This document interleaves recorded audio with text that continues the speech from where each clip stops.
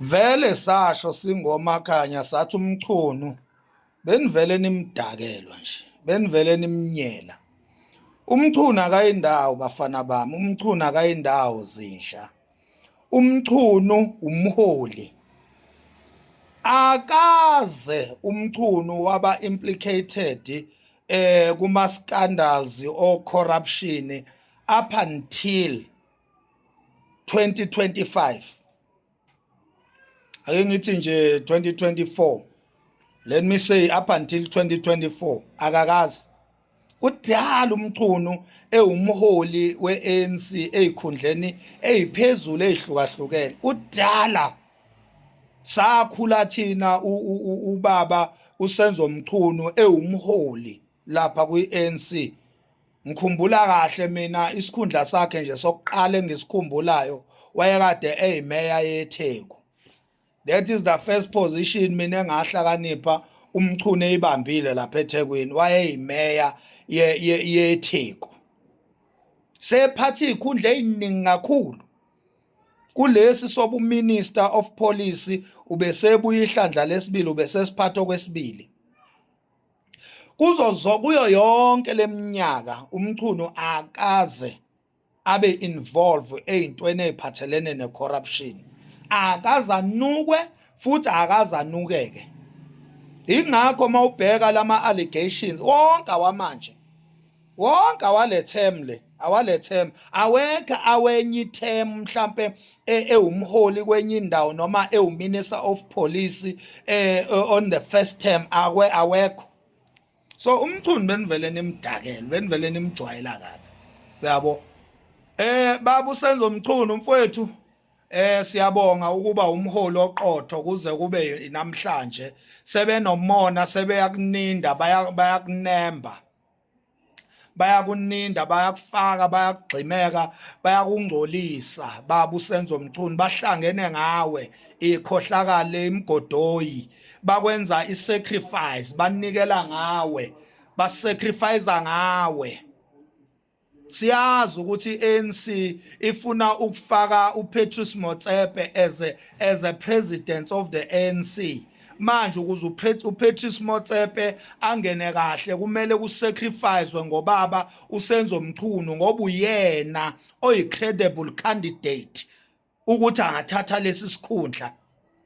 So ngoba kuyabonakala ukuthi uba umuntu ongacontexta kucontesteke kulesi sikhundla sobu president beANC obulandelayo ubaba uSenzo Mchunu bamsacrifice ke ombalula bamfaka emgodini khona bezovulela uPatrice Motsepe isikhundla.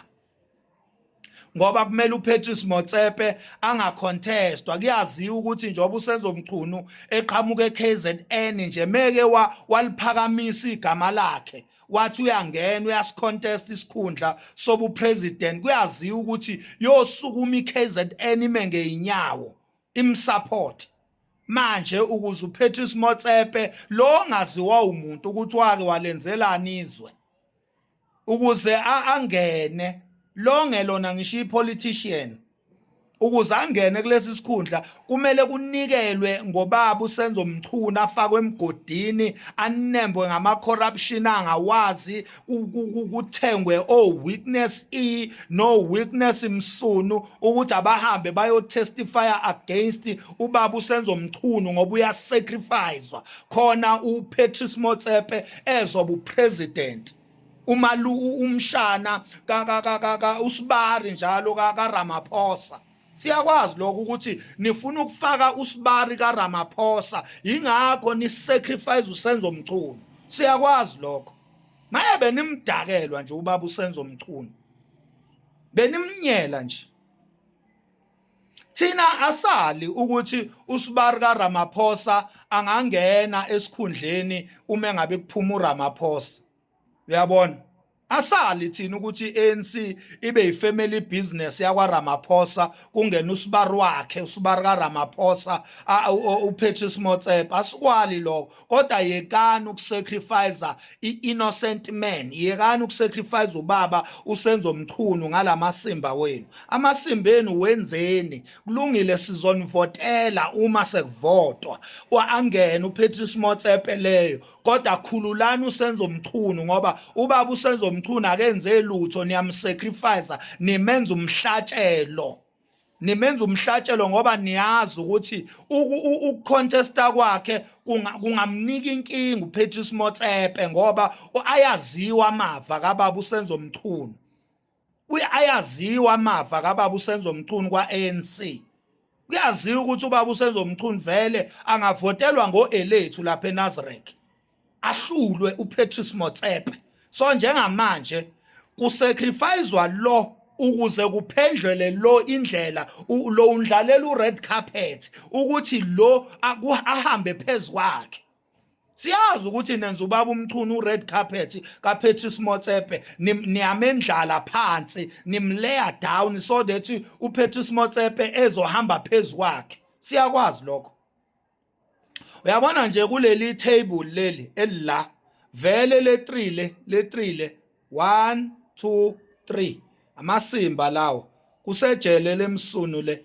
vele kuyejele lokho amasimba 1 2 vele sebephakathi kusele lo msunu lo uyejele lo la ulaba ya uNhlanhla Mkhwanazi uFani Masemola uShadrack Sibie bese kuba uKhumalo into ekumele yenzeke la njengamanje le 3 le ungayicount le counter le ya 4 nanga uFani Masemola uKhumalo uSibiya uLokhozi uNhlanhla Mkhwanazi into ekumele yenzeke la kumele kwenzeke ireshuffling uSemola kumele axoshwe Fani Masemola ukubhede kakhulu yonke lento yokuthi ubaba uSenzo Mchunu ayithole ngathi manje uyanembeka ingenxa yaloya uFani Masemola kumele axoshwe nje uFani Masemola with immediate effect uSibiya kumele aboshwe vele uSibiya uyaphakathi ejele ujoyina le 3 le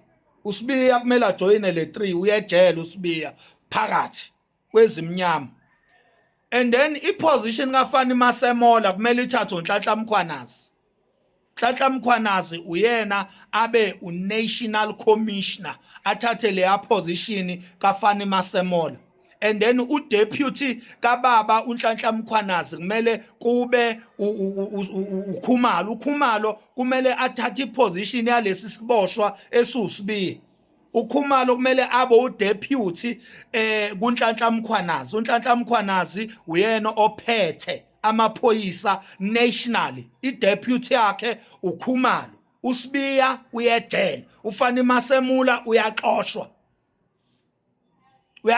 nje kuleya position aqhubeke abe yiphoyisa nje elingelutho ngoba uhlulekile wenza amasimba amaningi ngakukountela mina amasimba enziwe uFani Masemola afaka ubaba uSenzo Mchunu enkingeni ngenxa yokufaila kwaMasemola uminister manje uye ongathi usenkingeni ziningabi izinto engisazoyicounter mina ezibe wrong kuyo yonke lento wrong bakaFani Masemola kodwa manje sengazi ukuthi ubaba uSenzo Mchunu isigebengu kube kuSibiya isigebengu ngokuhluleka ngokuba ntekenteke kuka National Commission uFani Masemola manje kumele axoshweke kuleya position idliwe ubaba uNhlanhla Mkhwanazi uDeputy wakhe kube uKhumalo adle iposition kaSibiya uSibiya yena kumele ayejele uSibiya kumele ayejele uSenzo Mchunu kumele asuke kuleya position yokuba uMinister of Police ubaba uSenzo Mchunu kumele asuke kuleya position enze njani na kumele anikezwe enye position noma abuyele kubeni imeya wayephethe kahle kabi iposition yokuba imeya ubaba uSenzo Mchunu kumele anikezwe enye position abe imeya noma abe uminister of defense force, abe uminister wamasosha ubaba ulokhu, noma aphume nje kwezomthetho kweze security aphume complete, noma abe uminister wamanzi, water and sanitation, izinto ezinjengaleyo, noma abe uminister of sport ubaba uSenzo Mchunu. Kodwa nje kulezi ze national security kumele aphume.